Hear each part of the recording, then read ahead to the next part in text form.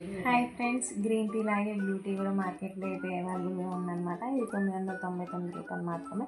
ఎలా తయారు చేసుకోవాలో చూద్దాం. స్టవ్ అయితే ఆన్ చేసుకోవాలి. స్టవ్ ఆన్ చేసుకున్న గిన్నె పెట్టుకొని వాటర్ పోసుకొని హీట్ చేసుకోవాలి.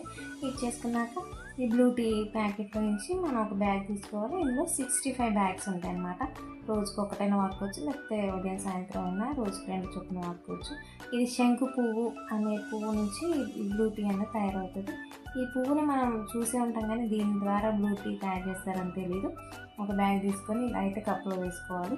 వేసుకున్నాక మనం ముందుగానే వేడి చేసుకున్న వాటర్ ఉంటాయి కదా, అవి తీసుకొని కప్పులో అయితే పోసుకోవాలన్నమాట. ఇది సేమ్ గ్రీన్ టీ లాగే, కాకపోతే గ్రీన్ టీ కొంచెం చేదు ఉంటుంది, ఇదైతే స్వీట్ ఉంటుంది అనమాట. బెల్లి ఫ్యాట్ తగ్గిస్తుంది, వెయిట్ లాస్ అవుతుంది.